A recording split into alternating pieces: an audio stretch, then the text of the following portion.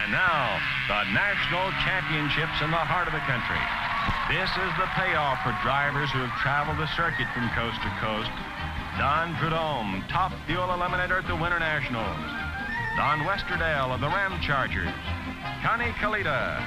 And television star Tommy Ivo. But drag racing isn't just big names. It's everybody's sport. With a real love for cars, some skill, a lot of patience, a terrific desire to compete, and a few $1,000 burning a hole in your bank account, you too can get your name in the papers, maybe even your picture. But before your dreams of glory can come true, your car must be inspected to determine what class it's going to run in. There are 70 classes at the Nationals. How can inspectors evaluate cars as individual and as unusual as these? How can they detect such subtle differences? After 11 years, the automotive experts of the National Hot Rod Association know where to look and what to look for.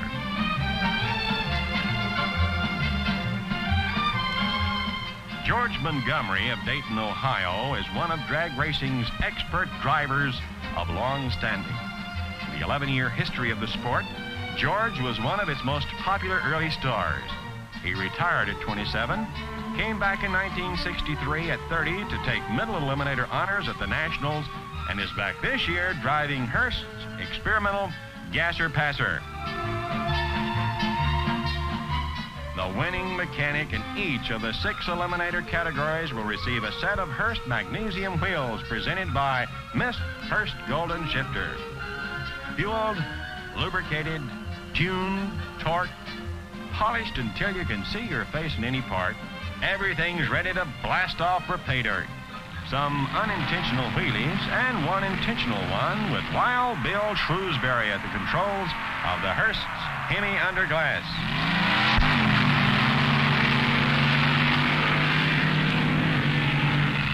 First round for the top fuelers, and Maynard Rupp proves that his Bristol win was no fluke by beating Connie Kalita twice in a row.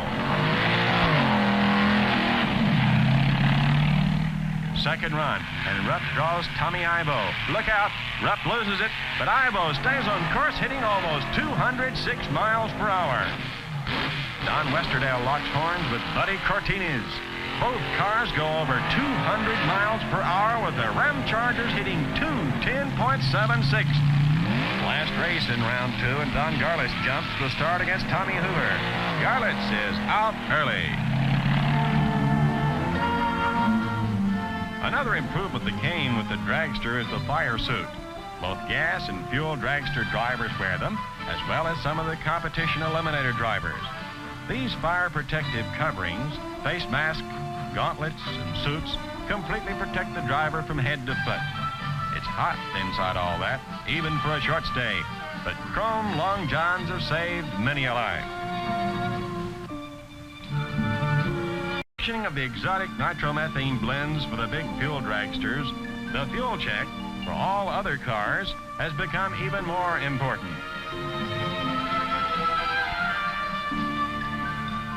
Each car's fuel is spectroscoped, tested for specific gravity, and the results are recorded. For everybody but the fuelers, it must be pump gas. Third round top gas eliminator. And Ron Colson Stiletto puts away Mark Pierres. Why not? Next, it's Phil Hobbs, 1963 top gas car owner versus national record holder George Bolthoff. Hobbs goes into the semifinals against Colson. Top stock, round 3.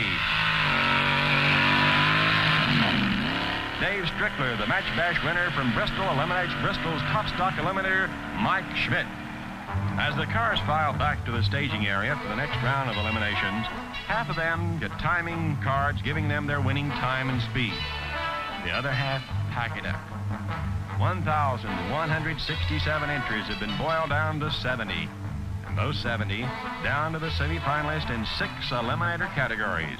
In order to give all class winners an equal chance for the top eliminator titles, a handicapped starting system goes into effect when unequal classes are competing in the same eliminator bracket.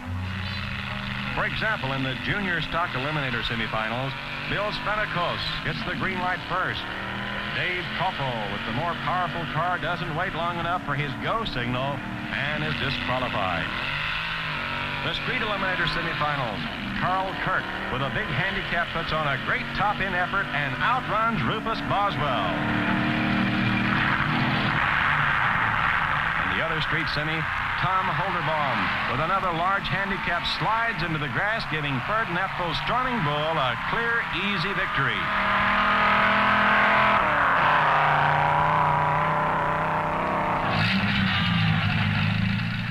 Competition eliminator semis. Pete Schattinger, one of the finalists at Bristol, gets a good jump, but has to hustle to hold off a hard-charging Bill Smith.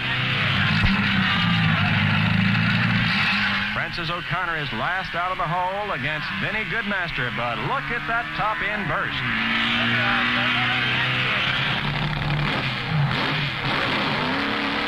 Third round for the top fuelers. Tommy Ivo gets a chance to rest this time as Jim Dunn jumps the start. Tom Hoover, on the other hand, gives it a real go as Don Westerdale's Ram Charger loses its fire.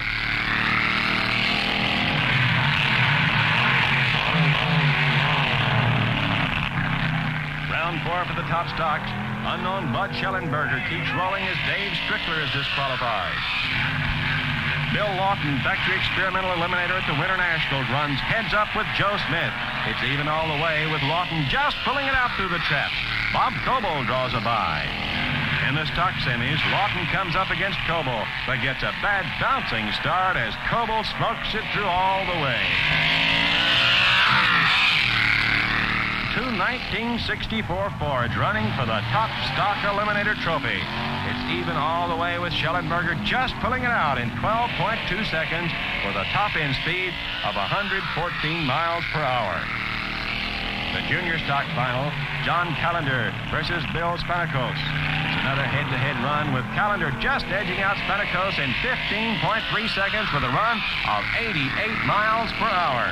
In the competition eliminator finals, Pete Schattinger has an easy time of it against Francis O'Connor, turning 120 miles per hour in 10.4 seconds.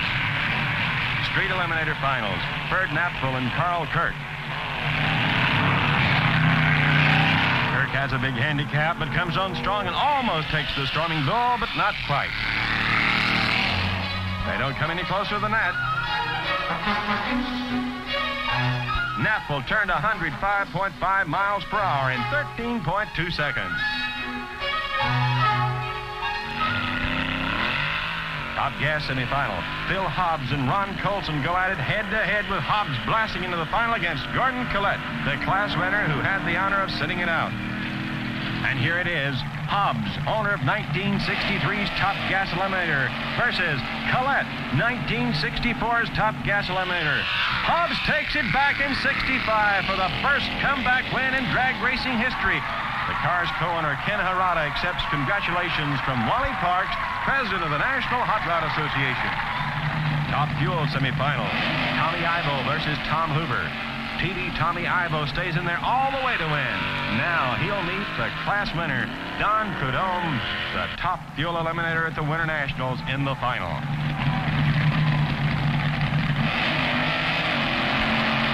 Prudhomme gets the jump this time and really lets it out, hitting 207.33 miles per hour in 7.5 seconds. What a finish!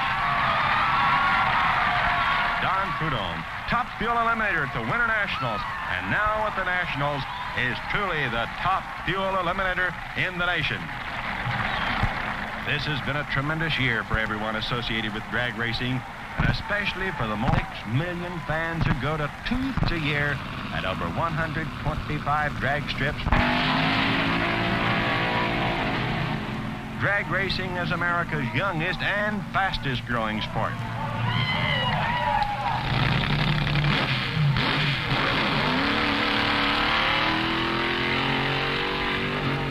What about next year and the year after that? The fuelers reached 210 miles per hour in 7.47 seconds as Prudhomme predicted.